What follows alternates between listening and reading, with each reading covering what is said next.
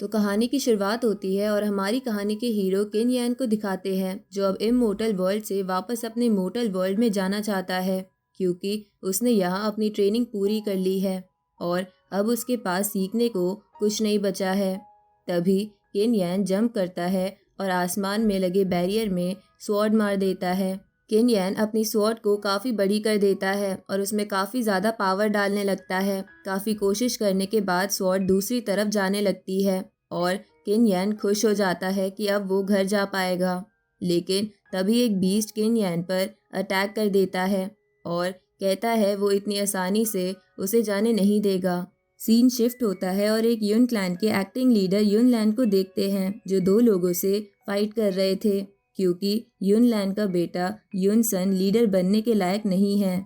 इसलिए वो दोनों चाहते हैं कि उनके क्लैन के लीडर का बेटा यून किन लीडर बने। इसलिए वो दोनों यून लैन को रिटायर होने में मदद करने आए हैं, मतलब मारने आए हैं। ये सुनकर यून लैन गुस्से में कहता है कि भले ही उनका बेटा लीडर ना बन सके, पर उनका भतीजा किन यान ज़रूर वापस आएगा। ये सुनकर वो दोनों लोग यून लैन को मारने आने लगते हैं, लेकिन तभी टाइम स्लो हो जाता है और आसमान से बहुत सारी एनर्जी नीचे आती है। तभी काफ़ी स्पीड के साथ किन यान की स्वॉर्ड ज़मीन पर आ जाती है। किन यान की स्वॉर्ड देखकर यून लैन हैरान हो जाते हैं और वहाँ साइड में किन यान भी बैठा था। किसी को यकीन नहीं हो रहा था कि किन यान वापस आ गया। किन यान उन दोनों से पूछता है कि क्या वो उनके अंकल को मारने की कोशिश कर रहे थे। वो दोनों भी हैरान थे कि इतने सालों बाद भी किन यान जिंदा कैसे है। किन यान अपने अंकल के पास जाता है और उन्हें रिस्पेक्ट देते हुए कहता है कि उसने भी उन्हें काफ़ी ज़्यादा मिस किया। यून लैन काफ़ी खुश थे कि किन यान वापस आ गया। तभी वो दोनों बंदे अपनी डेमोनिक पावर एक्टिवेट करके किन यान और यून लैन पर अटैक करने आने लगते हैं और कहते हैं कि आज वो उन दोनों को मारकर अपने मास्टर यून किन को खुश कर देंगे। पर यून किन का नाम सुनकर किन यान गुस्से में आ जाता है और अपनी डिवाइन पावर का इस्तेमाल करके उन्हें मारने वाला था, लेकिन उससे पहले वो दोनों खुद ही जलकर मरने लगते हैं।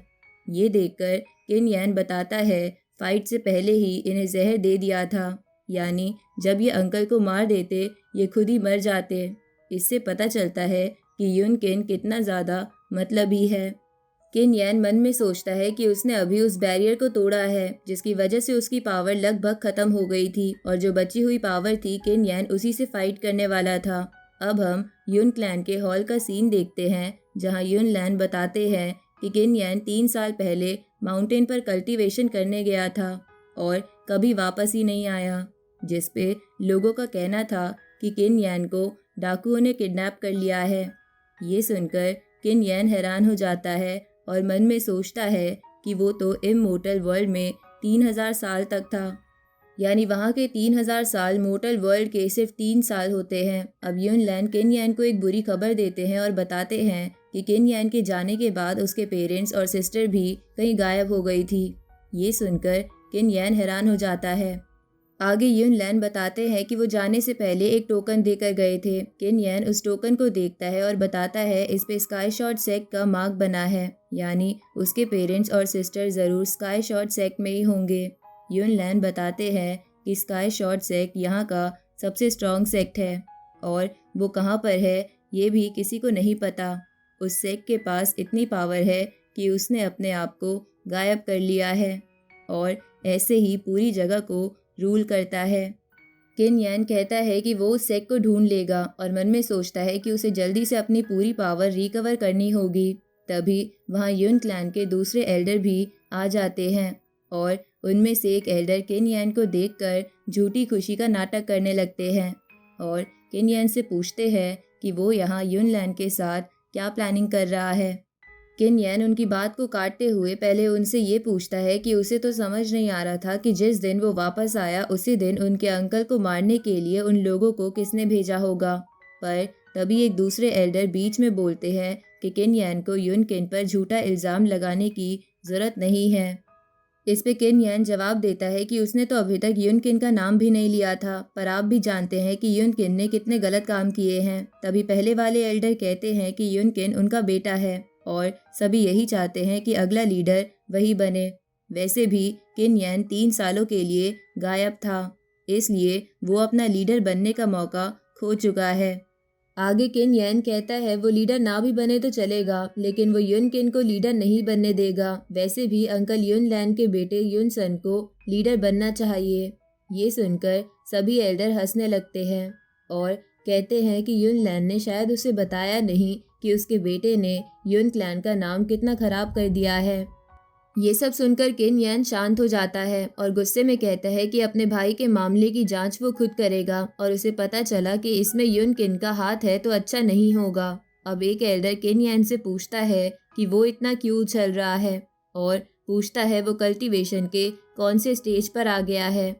किन यान काफी गर्व से जवाब देता है कि वो स्टार रियम के 3rd स्टेज पर पहुंच चुका है। ये सुनकर तो सभी जोर जोर से हंसने लगते हैं और एल्डर किन यान को बताते हैं कि युन किन तो कई दिन पहले ही स्टार रियम के 5th स्टेज पर आ चुका है। तभी युन किन के फादर कहते हैं कि 1 महीने बाद युन किन और किन यान की फाइट होगी और जो भी जीतेगा उसे युन क्लैन का लीडर बनाया जाएगा। उन सभी को लग रहा था कि किन यान काफी कमजोर है, वो कभी नहीं जीत पाएगा। पर किन यान उन सभी से कहता है कि वो तो 3 साल तक डाकुओं की कैद में था तब इतना स्ट्रांग हो गया है, पर युन किन तो आज़ाद था, वो फिर भी सिर्फ 5th स्टेज पर क्यों है। इसके बाद किन यान कहता है 1 महीने का इंतज़ार क्यों, वो 1 हफ्ते के बाद भी फाइट कर सकता है, क्योंकि युन किन को मारने के लिए इतना टाइम काफ़ी होगा। ये सुनकर वो सभी एल्डर गुस्से में वहाँ से चले जाते हैं। उन सभी के जाने के बाद किन यान सोचता है यहाँ के हालात तो काफ़ी ख़राब है और अभी किसी को कुछ भी बताना काफ़ी बेकार होगा। किन यान मन में सोचने लगता है कि 3 साल पहले वो माउंटेन पर कल्टीवेशन कर रहा था, लेकिन तभी कुछ डाकुओं ने उस पर अटैक कर दिया, तो किन यान भी उनसे फाइट करने लगा। पर तभी अचानक से एक पोर्टल ओपन हो गया और किन यान उसमें गिर गया। वो पोर्टल उसे इमोर्टल वर्ल्ड में ले गया, जो मोर्टल वर्ल्ड से काफ़ी ज़्यादा खतरनाक था।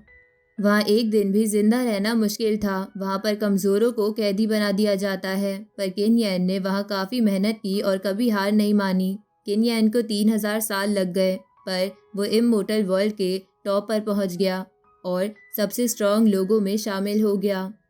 वहाँ किन यान की ज़िंदगी काफ़ी आसान हो चुकी थी, उसे किसी चीज़ की दिक्कत नहीं थी, पर वहाँ उसकी फैमिली नहीं थी, इसलिए उसने वहाँ से जाने का फ़ैसला किया। पर जब किन यान निकलने वाला था, एक बीस्ट ने उस पर अटैक कर दिया और किन यान उससे फाइट करने लगा। पर तभी किन यान ने देखा कि अगर वो फाइट करता रहेगा तो जो मोर्टल वर्ल्ड जाने का गेट खुला है वो बंद हो जाएगा, इसलिए उसने फाइट बीच में छोड़कर जाने का फ़ैसला किया। पर इस तरह वापस मोर्टल वर्ल्ड में आने की किन यान को काफ़ी बड़ी कीमत चुकानी पड़ी। किन यान ने जितने भी कल्टीवेशन हासिल की थी सब चली गई, यहाँ तक कि उसके पास कोई ट्रेजर भी नहीं बचा। अब किन यान के पास सिर्फ इमोर्टल वर्ल्ड के टॉप पर आने का एक्सपीरियंस है और साथ ही इमोर्टल बॉडी। पर किन यान को यकीन था कि अगर वो इमोर्टल वर्ल्ड में सभी से जीत सकता है तो यहाँ कभी नहीं हारेगा। अब हम युन लैन के बेटे युन सन को देखते हैं जो दारू के नशे में था। तभी उसके पास किन यान आ जाता है और अपने भाई को देखकर वो काफ़ी खुश हो जाता है। जब किन यान युन सन के हाथ को टच करता है उसे कोई पावर फील नहीं होती। आगे जब किन यान अपनी पावर की मदद से युन सन को चेक करता है तब उसे पता चलता है कि सच में युन सन की हालत काफ़ी ख़राब है। किन यान ये देखकर काफ़ी गुस्से में आ जाता है और कहता है जिसने भी युन सन के साथ ये सब किया है वो उसे छोड़ेगा नहीं और युन सन को पहले जैसा करके रहेगा। अगले सीन में भी किन यान कल्टीवेशन में बिजी था, क्योंकि उसे अपनी पावर को वापस लाना था। हम देखते हैं काफ़ी कम टाइम में किन यान ने बहुत सारी स्किल्स को हासिल कर लिया था, जिससे वो काफ़ी ज़्यादा स्ट्रॉन्ग बन जाता है। किन यान की पावर पूरी जगह में फैलने लगती है। इसके बाद किन यान सोचता है उस पोर्टल से वापस आने के बाद उसकी एल्केमी स्किल्स बिल्कुल भी ख़त्म नहीं हुई, जो कि काफ़ी अच्छी बात है। मोर्टल वर्ल्ड में आने के बाद सिर्फ कल्टीवेशन पूरी तरह से जा चुकी है, पर अभी के लिए किन यान सिर्फ एल्केमी स्किल्स से काम चला सकता है। जिसके बाद एल्केमी स्किल्स का इस्तेमाल करके किन यान 4th स्टेज तक पहुंच चुका था, पर इतना काफ़ी नहीं था क्योंकि उसका अपोनेंट युन किन 6th स्टेज पर भी आ चुका था। जिसके बाद हम युन क्लैन के एक दूसरे एल्डर युन लॉन को देखते हैं, जो युन क्लैन की काफ़ी पुरानी और काफ़ी स्ट्रॉन्ग टेक्निक की रक्षा करते हैं। तभी युन लॉन को महसूस होता है कि कोई उनकी टेक्निक चुरा रहा है, तो वो जल्दी से उस जगह पहुंच गए थे। पर युन लॉन काफ़ी शॉक हो जाते हैं, क्योंकि एक बंदे के चारों तरफ उनके क्लैन की सारी टेक्निक घूम रही थी। हम देखते हैं वो किन यैन था, जो सभी टेक्निक को मास्टर कर रहा था और वो एक एक करके सभी टेक्निक को मास्टर कर लेता है। तभी आखिर में उसे एक मनी टेक्निक दिखती है, जो काफ़ी स्ट्रॉन्ग और पुरानी थी, तो किन यैन उसे पकड़ने का पीछा करने लगता है। पर वो मनी काफ़ी ज़्यादा तेज था। हालांकि कुछ ही देर में किन यैन उसे पकड़ लेता है और अपने अंदर एब्जॉर्ब कर लेता है, जिससे अब किन यैन की मूवमेंट काफ़ी स्मूथ हो चुकी थी। तभी युन लॉन अपने स्पिरिट को किन यैन को रोकने के लिए भेज देता है, पर किन यैन सिर्फ एक ही अटैक में स्पिरिट को ख़त्म कर देता है। जब किन यैन युन लॉन के पास जाता है तो वो उसे देखकर हैरान हो जाती है और गिफ्ट के तौर पर किन यैन उन टेक्निक की थोड़ी नॉलेज युन लॉन को भी दे देता है। अब हम देखते हैं एक हफ्ता बीत चुका था और सभी फाइट के लिए इकट्ठा भी हो चुके थे। तभी वहाँ युन किन आ जाता है और वो अपने फादर से कहने लगता है कि उन्होंने उसे फाइट के लिए क्यों बुलाया, वो तो आसानी से ये फाइट जीत सकता है। साथ ही युन किन बताता है कि कल ही वो 7 स्टेज पर पहुंच चुका था। आगे युन किन के फादर कहते हैं कि अगर उसे युन क्लैन का लीडर बनना है तो सबके सामने किन यैन को हराना होगा। तभी वहाँ किन यैन भी आ जाता है और युन किन का मजाक बनाते हुए कहता है कि युन किन तो हमेशा बचपन में उससे हार जाया करता था और रोने लगता था, तो ऐसे रोने वाले बच्चे को क्लैन का लीडर कैसे बनाया जा सकता है। ये सुनकर सभी हंसने लगते हैं और युन किन काफ़ी गुस्से में आ जाता है। फाइट शुरू करने की अनाउंसमेंट भी कर दी जाती है। पर दोस्तों, इस एपिसोड का यही एंड होता है। फाइट हमें अगले एपिसोड में देखने को मिलेगी, तो तब तक के लिए कमेंट करके बताएं कि आपको ये एपिसोड कैसा लगा और वीडियो को लाइक और चैनल को सब्सक्राइब करना ना भूलें।